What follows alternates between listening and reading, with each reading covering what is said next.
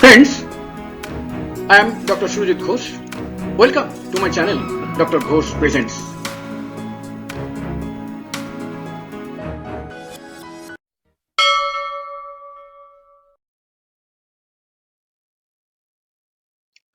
Hi friend, আমি doctor Surajit Ghosh. আমার channel doctor Ghosh প্রেজেন্টসে আপনাকে স্বাগত।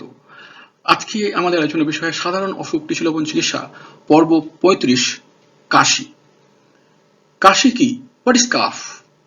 একে ডাক্তারি ভাষায় টাসিসও বলা হয়। শুরুতেই মনে রাখা দরকার, কাশি কিন্তু কোনো অসুখ নয়, অন্য কোনো অসুস্থতার লক্ষণ।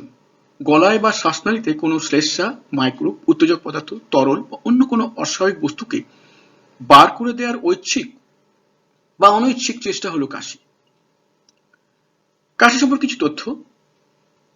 কিছু মাইক্রোব ছড়িয়ে পড়ার জন্য কাশি সৃষ্টি করে। কাশির সৃষ্টি হওয়ার অনেক কারণ আছে।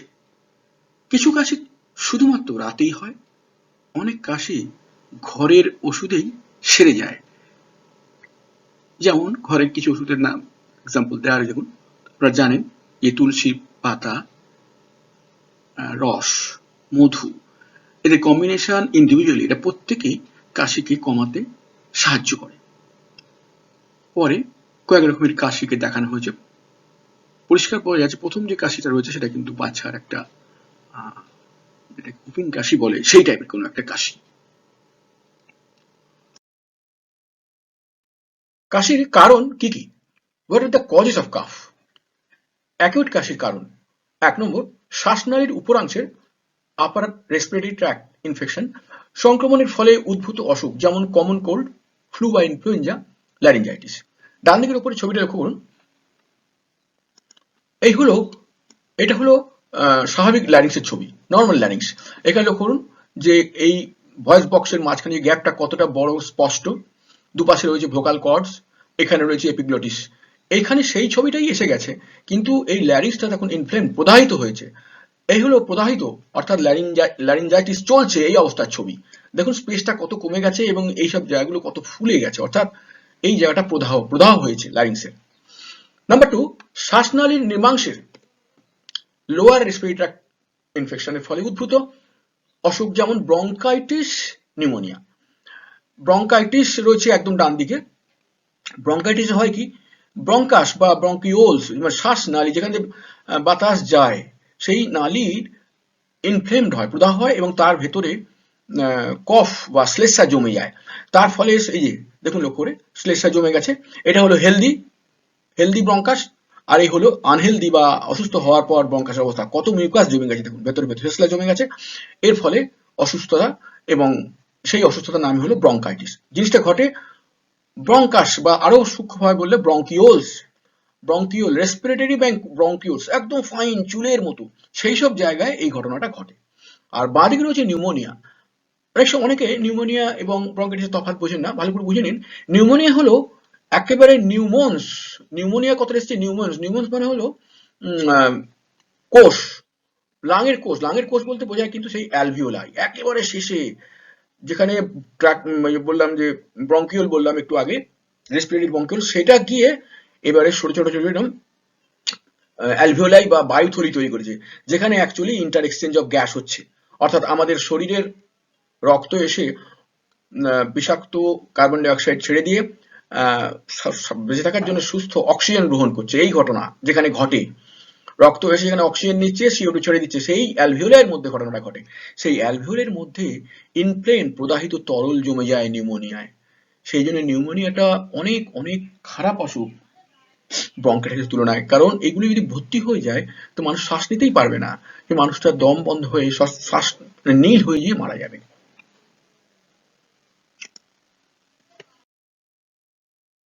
ক্রনিক কাশির কারণ: 1, স্মোকিং। 2, পোস্ট নেজাল ড্রিপিং, মানে নাকের পেছন দিয়ে যে একটা প্যাসেজ আছে, সেটা সেখান থেকে মানে এক রকমের কফ বা শ্লেষ্মা পড়তে থাকে, তার থেকে প্রচন্ড কাশি হয়। ক্রনিক ব্রঙ্কাইটিস, শিল্পজাত দূষক। লক্ষ্য করুন উপরে রয়েছে ক্রনিক ব্রঙ্কাইটিস ছবি, একটু আগে ব্রঙ্কাইটিস বলেছি, এখানে লক্ষ্য করে দেখুন ব্রঙ্কাইটিসটা, ক্রনিক ব্রঙ্কাইটিস হয় কি, ব্রঙ্কিওলস একটু আগে বলছিলাম যেটা, রেসপিরেটরি ব্রঙ্কিওলস অ্যাফেক্টেড হয়। ক্রনিক ব্রঙ্কাইটিসে এই দেখুন উপরে উঠে এসে এই যে প্রাইমারি ব্রঙ্কাস, সেকেন্ডারি ব্রঙ্কাস সেগুলো ইনফ্লেমড হয়েছে। আবার নিচের দিকে সেই যে বলছিলাম যে বায়ুথলিগুলো, সেই বায়ুথলিও এফেক্ট হয়ে গেছে। অর্থাৎ ক্রনিক ব্রঙ্কাইটিসের ক্ষেত্রে ক্ষতিটা অনেক মারাত্মক হয়ে গেছে। এবং ভার্চুয়ালি ক্রনিক ব্রঙ্কাইটিস একটা ইনকিউরেবল ডিজিজ, ছাড়তে চায় না। এটা সিওপিডির মধ্যে পড়ে, কনজেস্টিভ অবস্ট্রাকটিভ পালমোনারি ডিজিজের মধ্যে পড়ে। এটা একটা খুব খারাপ অসুখ বলা যেতে পারে ক্রনিক ব্রঙ্কাইটিস। অ্যাকিউট ব্রঙ্কাইটিস অনেক সময় আপনিই সেরে যায়, ওষুধ না দিলেও সেরে যায়, কিন্তু ক্রনিক ব্রঙ্কাইটিস সহজে সারে না, কারণ ক্রনিক ব্রঙ্কাইটিসের ক্ষেত্রে প্রদাহটা উপরে নিচে দুদিকেই ছড়িয়ে পড়ে শ্বাসনালী বরাবর। বাঁদিকে রয়েছে ব্রঙ্কিয়েক্টেসিস, 4 নম্বরে আমি পড়িনি এখনো, গ্যাস্ট্রোইসোফেজিয়াল রিফ্লেক্স ডিজিজ, জিইআরডি, যেটা খানিকটা আমরা বলি না গলা জ্বালা করছে অম্বল টাইপের, ওই রকম, ওটা থেকেও কিন্তু কাশি তৈরি হয়। রয়েছে অ্যাজমা, যক্ষা। 7 নম্বরে রয়েছে ব্রঙ্কিয়েক্টেসিস, আরেক ধরনের লাংয়ের অসুখ, বুঝিয়ে দিচ্ছি। সিওপিডি তো রয়েছেই, সিওপিডি একটা বড় term. Lung cancer, lung fungal সংক্রমণ। বাঁদিকে রয়েছে ব্রঙ্কিয়েক্টেসিসের ছবি। ব্রঙ্কিয়েক্টেসিসটা কি হয় দেখুন, ব্রঙ্কিয়েক্টেসিসে এ হচ্ছে নর্মাল এয়ার প্যাসেজ। এই নর্মাল এয়ার প্যাসেজে 3টে লেয়ার আছে। একটা ধরুন এই যে বাইরের যে লেয়ারটা, একদম বাইরের লেয়ারটা, তারপরে এই মাঝখানে দেখুন একটা রয়েছে এই ওয়াল, এই যে লিখেছে ওয়াল, দেওয়াল, তারপরে রয়েছে সিলিয়া, সিলিয়া, এই 3টে লেয়ার থাকে। বাতাসটা এর ভেতর দিয়ে আসছে। ব্রঙ্কিয়েক্টেসিসের ক্ষেত্রে ক্ষতি হয় কি, প্রথমে এই যে মিউকাস তো থাকছেই না, মিউকাস তো জমছে অল্প অল্প, সেই মিউকাসটা তো জমেইছে প্রচুর, প্লাস নেমে গেছে দেখুন। এরা এই সিলিয়াকে নষ্ট করে দিয়েছে। সিলিয়া মানে এক রকমের ছোট ছোট লোমের মতো জিনিস, যারা কফটাকে ভেতর থেকে বাইরে বার করে দেয়, ভেতর দিক থেকে বাইরের দিকে বার করে, সেই সিলিয়াগুলো নষ্ট হয়ে যায়। ইভেন লাস্ট ওয়ালটা, অর্থাৎ শ্বাসনালী যে দেওয়াল, সেটাও ড্যামেজ হয়েছে। এই একটা ড্যামেজটা লক্ষ্য করে দেখুন। এবং এটাও কিন্তু একটা বাজে অসুখ। বাজে অসুখ বলতে আমি বলতে চাইছি সোজা কথা, ইনকিউরেবল অসুখ। সিওপিডি একটা গ্রুপের মধ্যে পড়ে, ক্রনিক অবস্ট্রাকটিভ পালমোনারি ডিজিজ। সিটে কনজেস্টিভ কখনো কখনো আমরা বলে ফেলি, কথাটা কনজেস্টিভ নয়, chronic, chronic obstructive pulmonary disease, bronchiectasis ওর মধ্যেই পড়ে, ইনকিউরেবল, সারবে না। ডান দিকে রয়েছে অ্যাজমা। অ্যাজমা ক্ষেত্রে কি হয়, ওই দেখুন অ্যাজমাতেও এখানে ছবি দিয়ে দিয়েছে। এখানে ওই এয়ারওয়েটা ব্লক হচ্ছে, এয়ারওয়ে ব্লক হচ্ছে, ব্লাড ভেসেলের মধ্যে ইমিউন সেল এসে যায়, কারণ অ্যাজমা এক ধরনের বলা যেতে পারে ইমিউন সংক্রান্ত, ইমিউন বিকৃত ইমিউন সংক্রান্ত অসুখ। বিকৃত ইমিউন সিস্টেম ছাড়া অ্যাজমা হয় না। অ্যাজমা হতে গেলে শরীরের ইমিউন সিস্টেমকে বিকৃত হতেই হবে, এবং সেখানে কিন্তু ইনফেকশনটা আসে ঠিক কোনো জেনারেলি ব্যাকটেরিয়া ফ্যাক্টরি না হয়, এটা একটা অ্যালার্জি থেকে হয়, সামান্য কারণেই অ্যাজমা হয়। ব্রঙ্কাইটিসের কারণ যেমন মোস্ট ইম্পর্টেন্ট কারণ সিগারেট খাওয়া, ধূমপান, বলাই আছে স্মোকিং, এটা ক্রনিক ব্রঙ্কাইটিস বা এমনি ব্রঙ্কাইটিস এটাই কারণ। এমনি ব্রঙ্কাইটিস অবশ্য বেশিরভাগ ভাইরাস থেকে হয়, অ্যাকিউট ব্রঙ্কাইটিস ভাইরাস থেকে হয়, ক্রনিক ব্রঙ্কাইটিস স্মোকিং থেকে হয়, আর শিল্পজাত দূষক থেকে, অর্থাৎ ইন্ডাস্ট্রিয়াল পলিউটেন্টস থেকে হয়।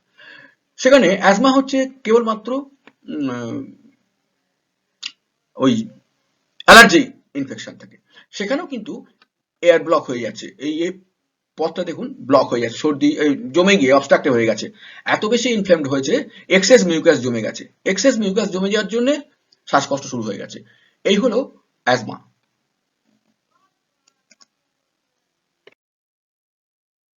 কাশি কিভাবে প্রতিরোধ করবেন বা নিয়ন্ত্রণ করবেন, how to prevent and manage cough. সতর্কতা, কাশি তো এক্ষুনি আমরা পড়ে গেলাম, 2 রকমের কাশি হয়, একটা হলো অ্যাকিউট, একটা ক্রনিক। আমি এখানে প্রতিরোধটা একসঙ্গে আলোচনা করেছি। এর মধ্যে কিছু কিছু ক্রনিকে খাটবে, বেশ কিছু কমন আছে, আর কিছু কিছু আছে বিশেষ অ্যাকিউট বা ক্রনিকের ক্ষেত্রে হবে আলাদা আলাদা করে। ধূমপান, সব ধরনের নেশা বন্ধ করতে হবে। ধূমপান করা মানেই আপনি ক্রনিক ব্রঙ্কাইটিসের পেশেন্ট হওয়ার সম্ভাবনা নিজেকে তৈরি করছেন। মাস্ক ব্যবহার করতে হবে অ্যাকিউট ইনফেকশন বন্ধ করার জন্য। নিয়মিত ফ্লু ভ্যাকসিন নিতে হবে, কাশি টাশি কম হবে। সময়ে সময়ে হাত ভালো করে ধুয়ে নিতে হবে। যে কোনো ধরনের ভাইরাল ইনফেকশনের জন্য যে কমন প্রোটেকশন গুলো সেগুলো নিতে হবে, যেটা আমরা এখন খুব ভালোভাবে জানি। স্বল্প উষ্ণ নুন জলে গার্গল করুন। এতে হয় কি, নুন জলের মধ্যে একটা ব্যাকটেরিয়াকে বা মাইক্রোবকে মেরে দেওয়ার একটা ক্ষমতা থাকে। গার্গল করার সঙ্গে সঙ্গে গলায় এই সমস্ত ব্যাকটেরিয়া মাইক্রোব জমে সেগুলো মরে যাবে।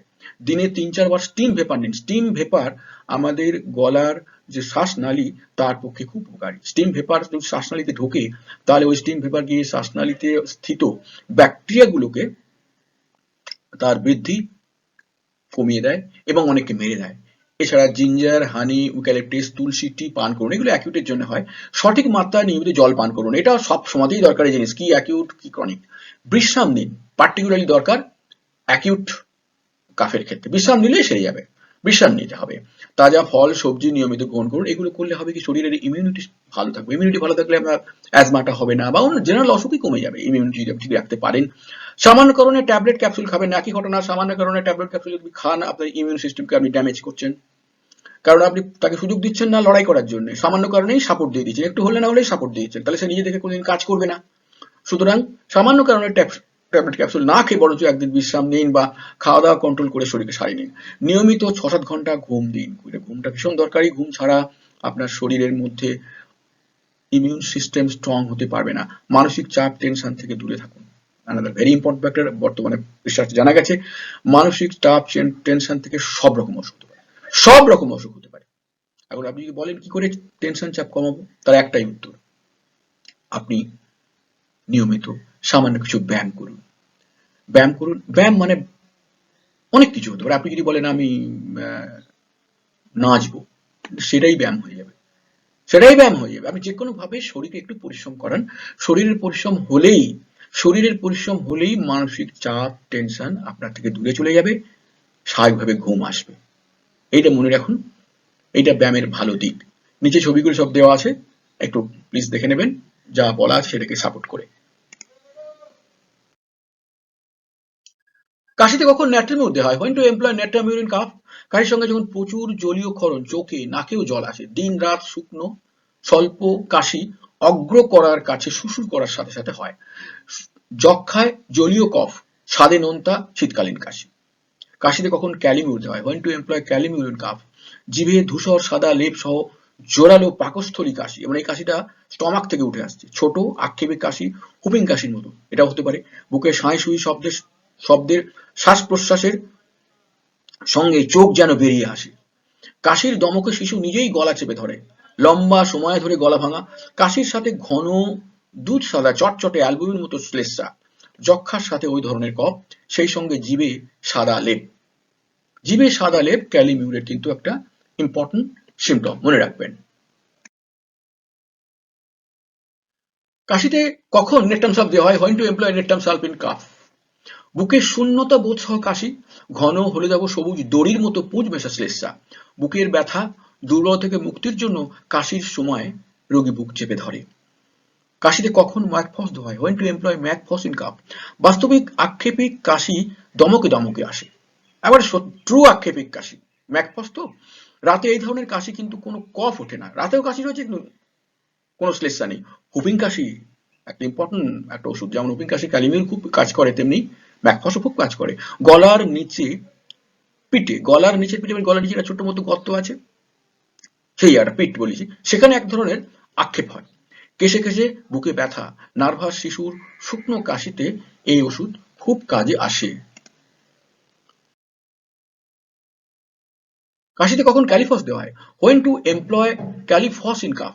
ট্রাকিয়ার ব্যথা, সুরসুরানি সহ কাশি, ক্ষরণ মোটা হলুদ নোনতা বিশ্রী গন্ধযুক্ত, বুকে ব্যথা। কাশিতে কখন ফেরামফস দেওয়া হয়? When to employ ferrum phos in cough? যন্ত্রণাদায়ক ছোট ছোট অ্যাকিউট সুরসুরানি সহ কাশি, ট্রাকিয়ায় জ্বালা, ফুসফুসে ব্যথা সহ শুকনো আক্ষেপিক কাশি কিন্তু কোনো কফ ওঠে না, বুকে কফের ঘড়ঘড়ানি সহ কাশি, রাতে বাড়ে।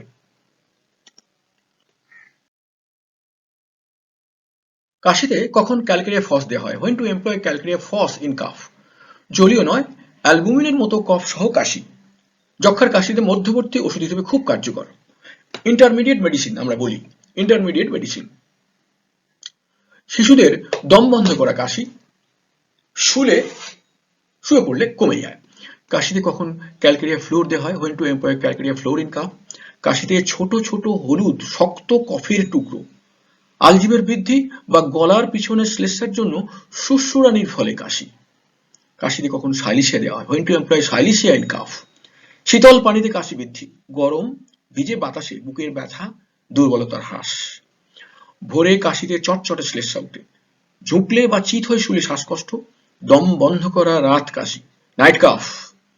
দুর্গন্ধ সহ হলুদ সবুজ প্রচুর কফ ক্ষরণ।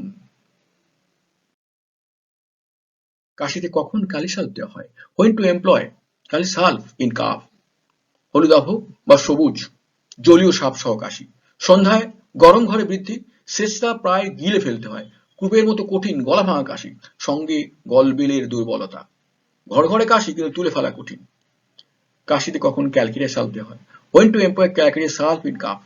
কাশি তৃতীয় পর্যায়, যখন হলুদ বা সবুজাভ হলুদ রঙের গাঢ় পুঁজের মতো কফের সাথে রক্তের ছিট থাকে, বুকে ব্যথা, ক্রুপ কাশি সহ গলা ভাঙা।